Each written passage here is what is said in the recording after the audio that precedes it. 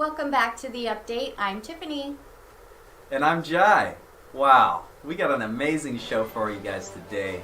It's the end of the week. It's gorgeous outside like it gets every year here in Arizona right around Halloween time. And we're excited you're here. We are your next generation news network here on HYFN TV, informing you of what's relevant and what's important in our world today. Now today we're going to catch you up on headlines around the globe, and we'll also be sharing info on what women's rights look like around the world. Then we bring it back home for the Arizona State News. The update's up next. Thank you again for being with us here today. So glad the weekend is here. Now let's start off this show the only way we can. It's the Haps with the Maps.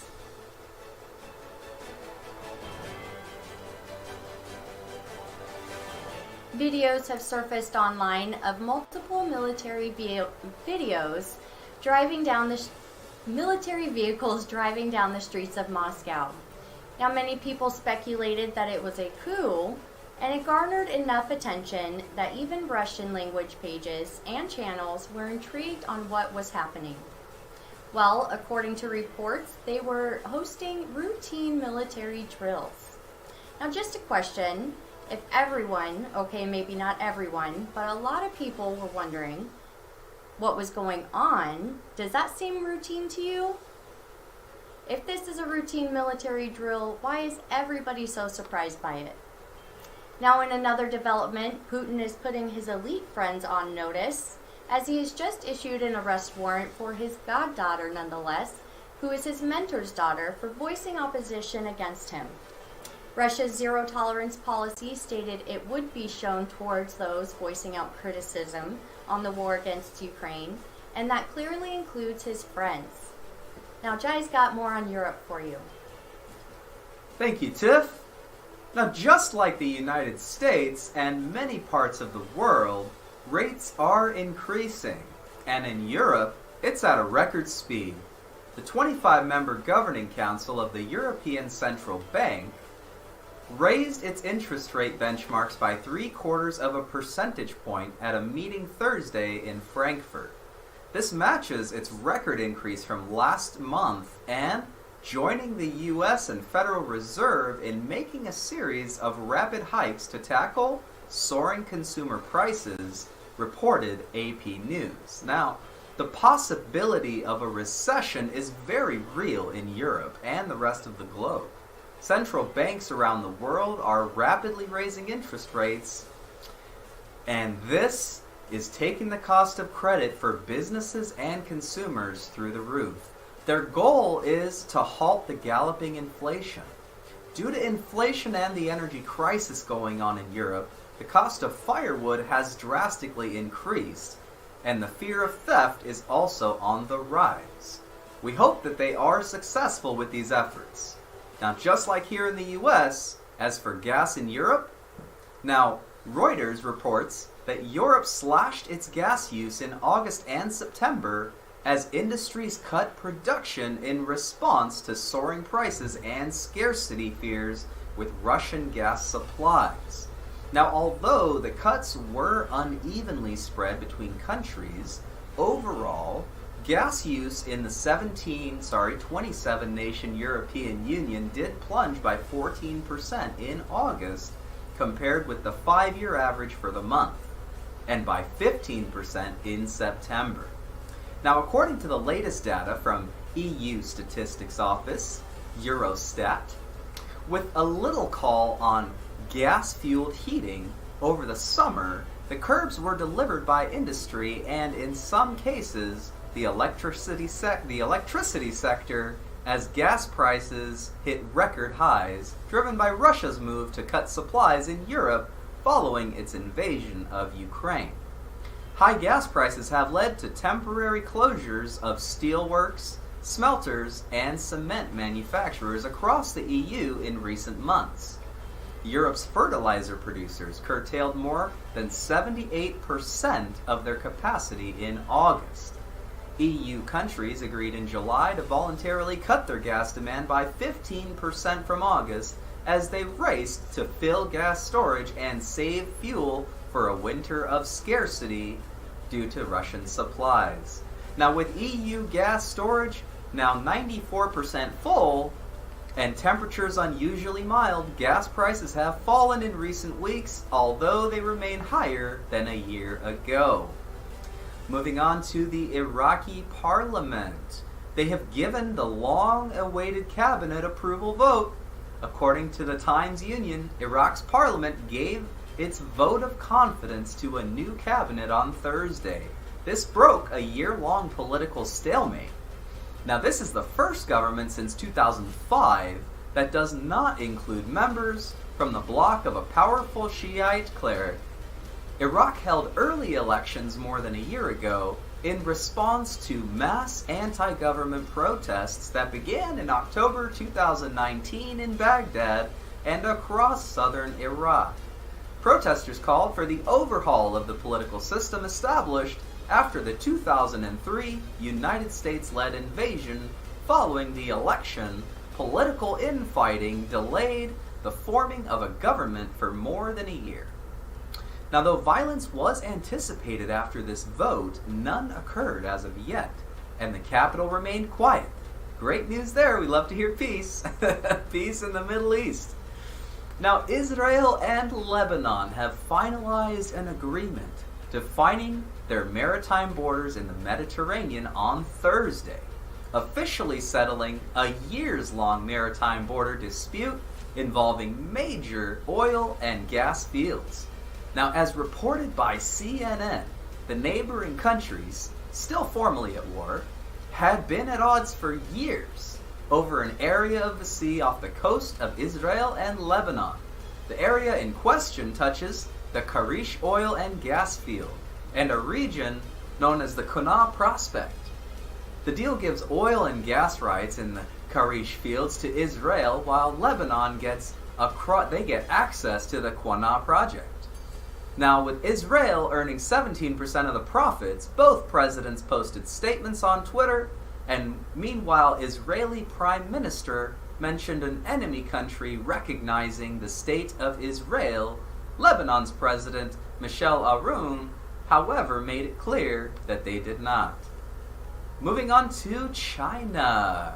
Chinese President Xi Jinping formally secured a third term as the country's paramount leader on Sunday, an unprecedented move that secures his power over the ruling Communist Party.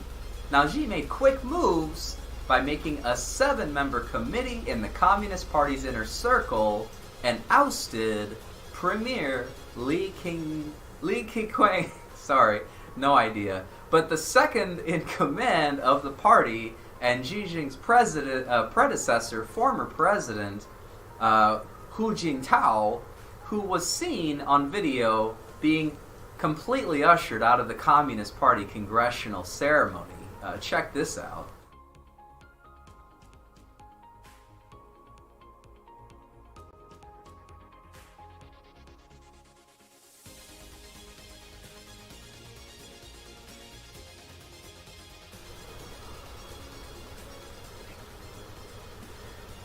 Oh man, I mean, wow, you could see the confusion on his face. It was, wow. Now, it will be interesting to see the next moves they make, as Xi has since led members of the Standing Committee of the CPC Central Committee Political Bureau on Thursday to visit Yan'an, an old revolutionary base, where the 7th CPC National Congress was held, a former residence of late Chinese leader Mao Zedong. All of this is relevant because Xi Jinping now has as much power as Mao Zedong did then. Enough to make him president for life if he'd like. Zedong has a complex legacy. While he's achieved China's sovereignty, he also ran an authoritarian government and caused years of terror, suffering, and famine for its people. Some of his policies, state-controlled media, or the one-party system, have persisted in China since. Now, like we said, it will be interesting to see what Xi does next, especially concerning Taiwan. Perfect timing, because we are moving on to Taiwan. Now, as reported by MSN, Chinese President Xi Jinping's new generals may have been selected for their political loyalty to him, but those ties could serve at least one vital military purpose in any Taiwan invasion plan: ensuring cohesion and decisiveness. Now, 3 new generals were appointed to the top command body on Sunday after the Communist Party's 5-yearly Congress, an event at which Xi said China would, quote, never promise to give up the use of force to take control of the self-ruled island. China and Taiwan go way back. According to one of Putin's allies, Igor Sechin, according to Reuters, he said decisions taken by the 20th Communist Party Congress, which cemented Xi Jinping's position as the most powerful Chinese leader since Mao Zedong, and would provide a new level of development for the country, and that, quote, Taiwan's return to its native harbor was on schedule.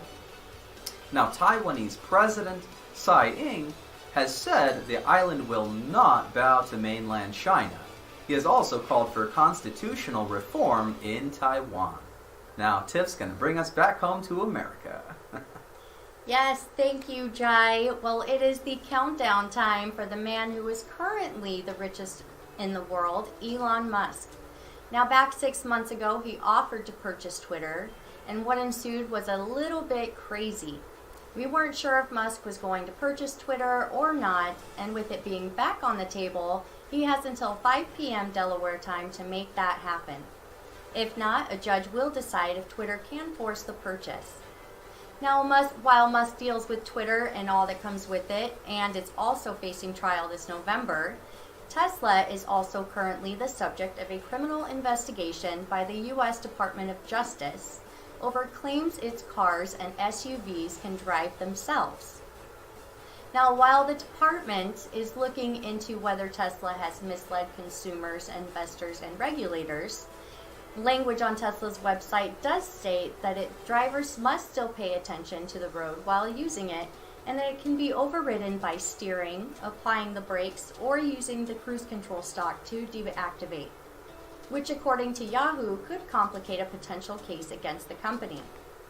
Now, Ford and VW have been also shutting down their joint driving venture with their Argo AI in a surprise move.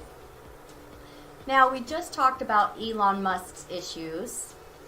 And by the way, tell us if you think it's a coincidence that Musk is going through the same thing right now as these companies are closing down their shops. Let us know at HYFN TV. Well, but surprisingly for VW and Ford, they've made this announcement just recently. They're going to be instead shifting their strategies, and in a new and much needed move according to the company, Ford decided it needed to invest in driver assistance technology that was way more achievable in the near term rather than Argo's goal for driving with little human interaction.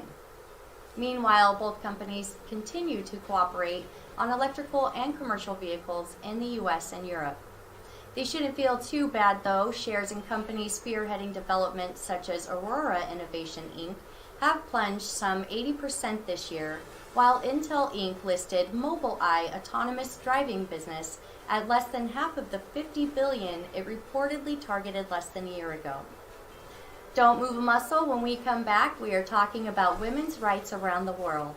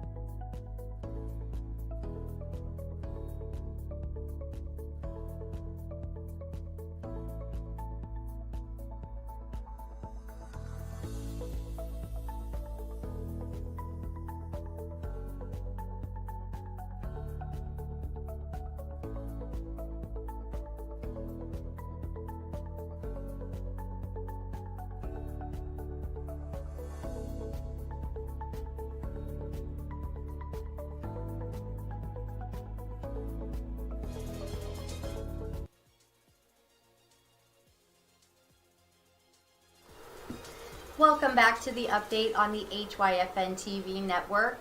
Remember, you can always catch us on your phone at hyfntv.com or on your Roku device by downloading our channel HYFN TV. After you're on the Roku channel or the website, choose On Demand in the drop-down and re-watch all your favorite segments for free at your fingertips on demand, and that's at hyfntv.com. We're going to switch our narrative here and move over to a very hot topic here in the U.S., along with the rest of the world, women's rights. Now, when it comes to women's rights, what do you think of? A variety of topics may be flooding your mind, and guaranteed it is different for each person. For instance, it may be abortion right now due to the changes currently taking place here in the States with the Supreme Court's reversal of Roe v. Wade. When looking at women's rights issues in America, we often also think about the equal opportunity and gender equality. But around the world, women are still fighting for the basic equal right to be a human. Human Rights Watch's website describes what women around the world still face despite great strides made by the international women's rights movement over many years. Women and girls around the world are still married as children, trafficked into forced labor and sex slavery, refused access to education and political participation, and some are trapped in conflicts where rape is perpetuated as a weapon of war. Jai has the rest of the report for you. Thank you, Tiff. Now, we've been talking about the tremendous waves of protests surging around Iran in regards to the wrongful death of Mahsa Amini, the 22-year-old Iranian woman who died while in custody of the Morale police. Since then, women and men around the world are standing in solidarity, chanting Jinjian Azad, or women, life, freedom. They want the right not to have to wear the hijab, but more than that, they want women's rights in general. In South Africa, citizens are protesting after a group of men were exonerated after sexually abusing a group of women. Countries all over the world still have many limitations for women. For instance, it is not uncommon for child marriage to happen. According to UNFPA's website, daughters are frequently seen as burdens or commodities because of pervasive gender inequality. Impoverished parents often believe marriage will secure a daughter's future by making a husband or his family responsible for her care. On a positive side, because there always is one if you look at it, the rate of child marriage before the age of 15 has fallen from 11% in 2000 to 5% just last year. Women's rights to vote, while it is definitely on the rise and may even be legal in a country or two, the fear of the actual intimidation is daunting to most women who either don't have IDs or have the political or educational knowledge to know how to vote. According to World Population Review, one indicator of whether a country is effectively empowering women to vote is the number of women running for or serving in public office. In places where few women hold public office, the rights for women to vote and their experience at the polls may merit additional scrutiny.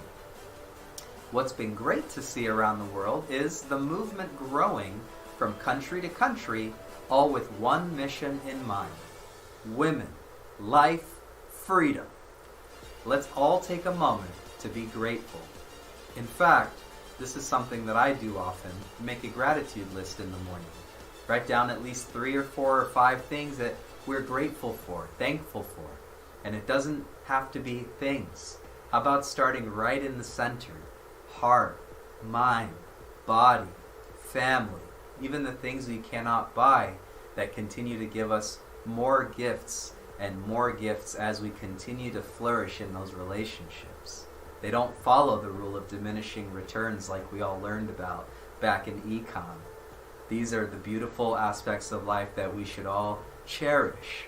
But that's for you to decide. We're just here to try to deliver you the facts. And with that, we're going to take a short break. Stay right there.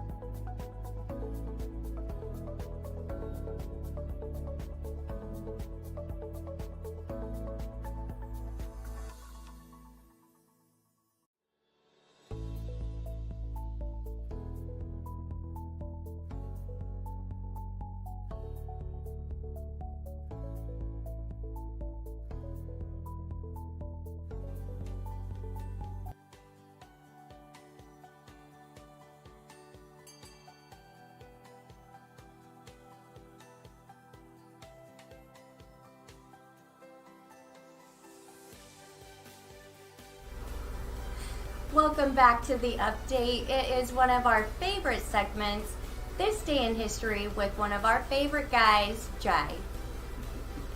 Thanks, Tiff. Hey, welcome to This Day in History.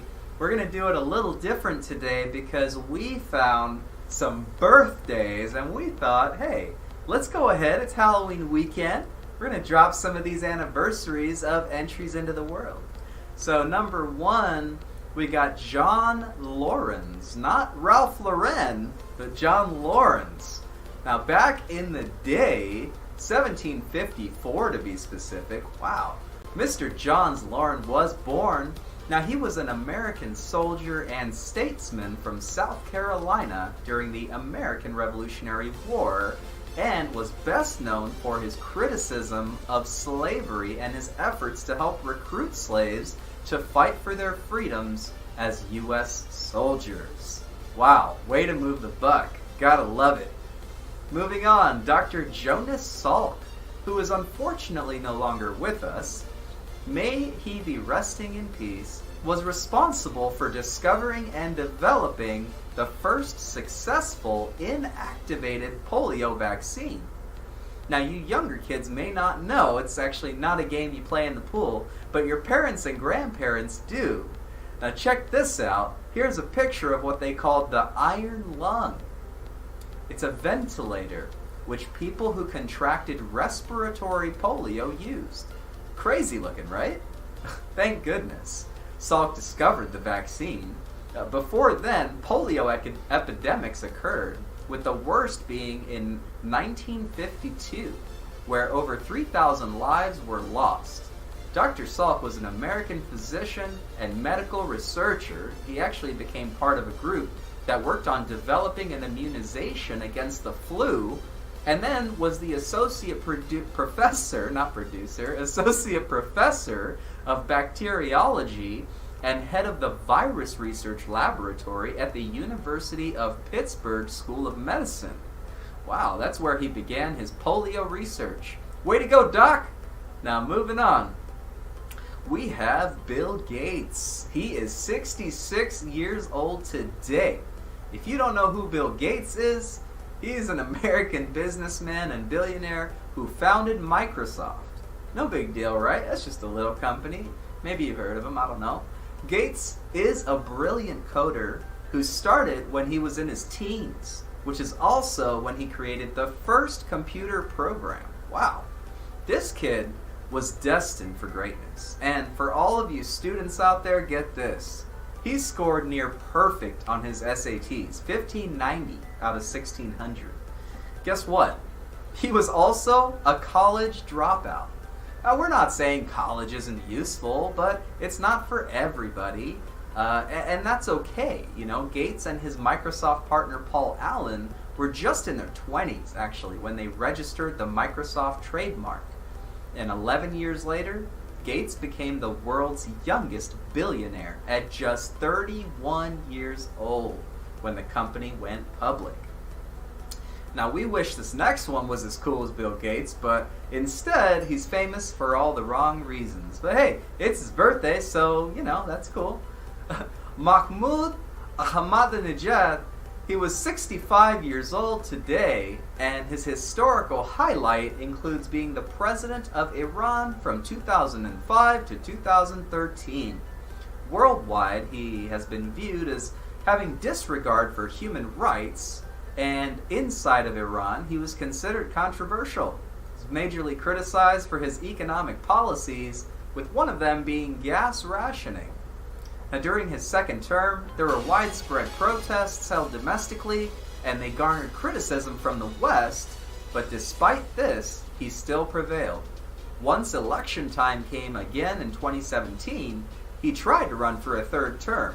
However, their guardian council, who was an appointed and constitutionally mandated 12-member council that approves or disqualifies candidates, they said, no thanks. Now, Mahmoud did try to put his name on the hat again in 2021. You gotta give it to him for the persistence, you know, but no, was what he was told. No. Once again being rejected by the Guardian Council. Now, there is a positive side here. he was not and has not secured another bid for president. Whew! I'd like to hear that. And that wraps up this day in history. We'll see you again in a few when we bring it back home to the Grand Canyon State with Arizona State News.